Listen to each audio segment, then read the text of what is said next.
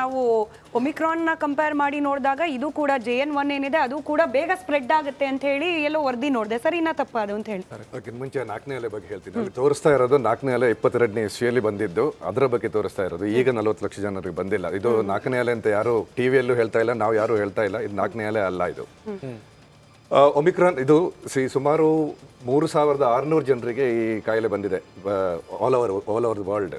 Start ಆಗಿರೋದು Luxembourg ಅಂತ ಹೇಳೋ ಯುರೋಪಿನ ಊರಲ್ಲಿ. ಬರೀ 3600 ಜನರಿಗೆ ಬಂದದ್ರಿಂದ ಬೇಗವಾಗಿ ಇನ್ಫೆಕ್ಷನ್ ಬರುತ್ತೆ ಅಂತ ಲ್ಯಾಬ್ ಟೆಸ್ಟಲ್ಲಿ ಮಾತ್ರ ಗೊತ್ತಾಗಿರೋದು. ಈಗ ಅಷ್ಟು ಫಾಸ್ಟಾಗಿ ಬರುತ್ತೆ ಅಂದರೆ ಇದು ಬಂದು 3 ತಿಂಗಳ ಮೇಲೆ ಆಯಿತು.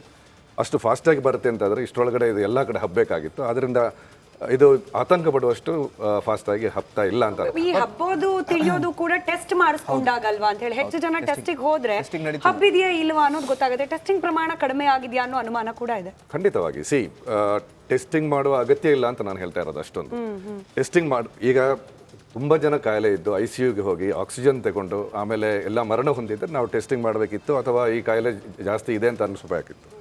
ನಾನು ಸಣ್ಣ I will give you some statistics. ನಮ್ಮ ದೇಶದಲ್ಲಿ 24 ಲಕ್ಷ ಜನ ವರ್ಷಕ್ಕೆ ಕಾರ್ಡಿಯಾಕ್ ಅರೆಸ್ಟಿಂದ ಸತ್ತೋಗ್ತಾರೆ, ಕಾರ್ಡಿಯಾಕ್ ಪ್ರಾಬ್ಲಮಿಂದ ಸತ್ತೋಗ್ತಾರೆ. 10 ಲಕ್ಷ ಜನ ರೆಸ್ಪಿರೇಟರಿ ಡಿಸೀಸಿಂದ ಸತ್ತೋಗ್ತಾರೆ.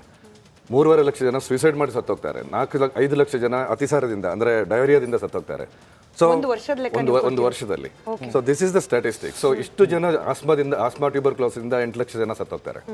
ಸೊ ಇದು ಆ ರೀತಿ ಹೆಚ್ಚು ಜನ ಸಾಯದೇ ಇರೋದ್ರಿಂದ ಆತಂಕ ಪಡುವ ಅಗತ್ಯ ಇಲ್ಲ. This is another infection.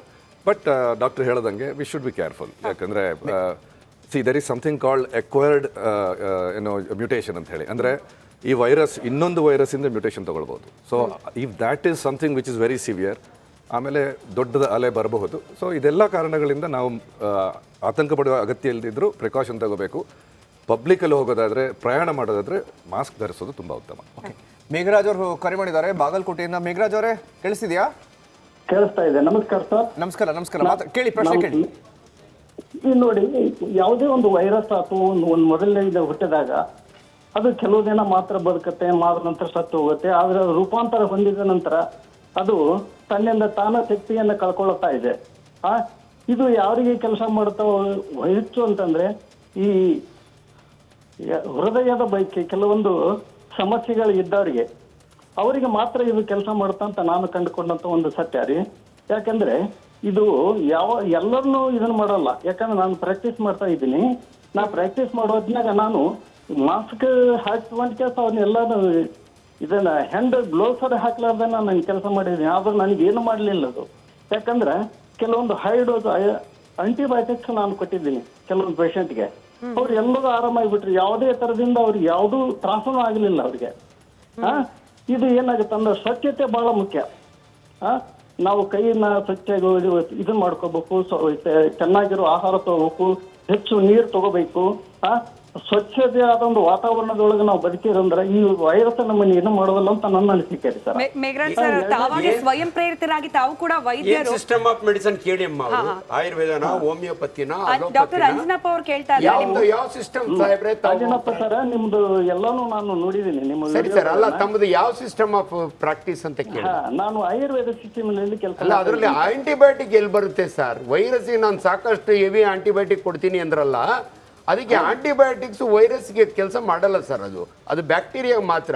Antiviral drugs they are not at all effective. HIV ಒಂದು ಬಿಟ್ಟರೆ ಇವತ್ತು ಬೇರೆ ಯಾವ ವೈರಸ್ಗೂ ಎಫಿಷಿಯೆಂಟ್ ಆಂಟಿವೈರಲ್ ಡ್ರಗ್ಸ್ ಇಲ್ಲ ಸರ್. ಅದಕ್ಕೆ ದಯವಿಟ್ಟು ತಮ್ಮನ್ನು ನಾನು ಕೇಳಿದೆ. ನಾನು I am not against any system. ನಿಮ್ಮದು ಸಿಸ್ಟಮ್ ತಾವು ಅನುಭವ ಹೇಳ್ತಿದ್ದೀರಿ. ಬಟ್ ಎಲ್ಲ ಒಂದು ಕಡೆ ವಿಜ್ಞಾನದಲ್ಲಿ ಕೆಲವು ಪದಗಳನ್ನ ಕರೆಕ್ಟಾಗಿ ಯೂಸ್ ಮಾಡಬೇಕು ಅನ್ನೋ ಒಂದು ಮನವಿ ಅಷ್ಟೇ ಸರ್.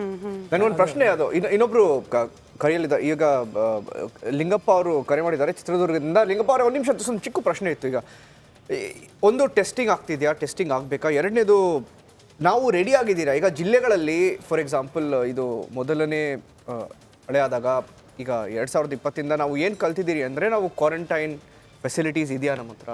ಜಿಲ್ಲೆಗಳಲ್ಲಿ ಪರಿಸ್ಥಿತಿ ಏನಿದೆ ಇವಾಗ? ಇವೆಲ್ಲ ಪ್ರಶ್ನೆ ಕೇಳಬೇಕಲ್ವಾ? ಇವಾಗ ನಿಮ್ಗೇನು ಅನ್ಸುತ್ತೆ ಇದ್ರ ಬಗ್ಗೆ?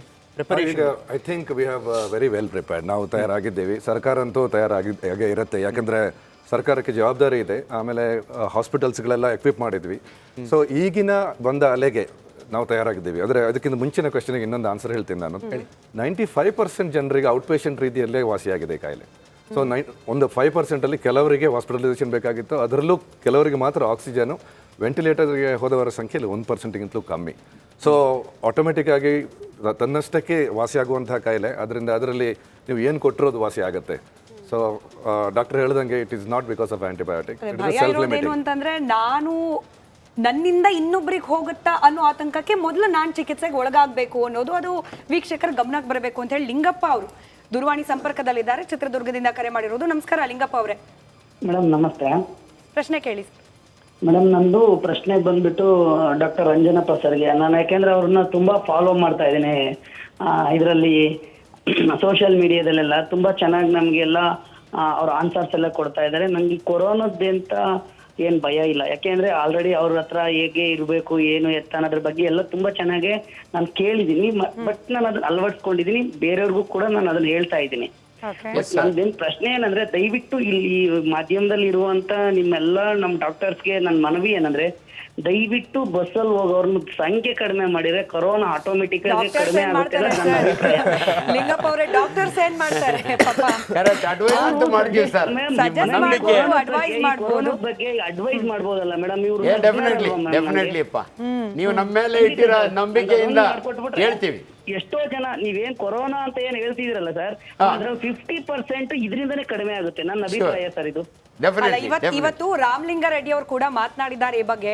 ಬಸ್ಸಲ್ಲಿ ಓಡಾಡೋರು ನಿಮ್ಮ ಸುರಕ್ಷತೆಗೋಸ್ಕರ ಮಾಸ್ಕ್ ಹಾಕೊಳ್ಳಿ ಅಂತ ಹೇಳಿ, ಅದನ್ನ ಎಲ್ಲರೂ ಕೂಡ ಪಾಲನೆ ಮಾಡಿ ಅಂತ ನಿಮ್ಗೋಸ್ಕರ, ಲಿಂಗಪ್ಪ ಅವರೇ ನಿಮ್ಗೋಸ್ಕರ ನಾವೆಲ್ಲರೂ ಕೂಡ ವೈದ್ಯರನ್ನ ಒಳಗೊಂಡು ಇಡೀ ರಿಪಬ್ಲಿಕ್ ಕನ್ನಡ ತಂಡ ಕೂಡ ಕೇಳ್ಕೊಳ್ಳುತ್ತೆ, ಬಸ್ಸಲ್ಲಿ ಸಂಚಾರ ಮಾಡೋರು ಅಥವಾ ಯಾವುದೇ ಸಾರ್ವಜನಿಕ ಸಂಚಾರ ವ್ಯವಸ್ಥೆಯಲ್ಲಿ ಟ್ರಾವೆಲ್ ಮಾಡೋರು ಮಾಸ್ಕ್ ಧರಿಸಿದ್ರೆ ಒಳ್ಳೇದು ಅಂತ ಹೇಳಿ.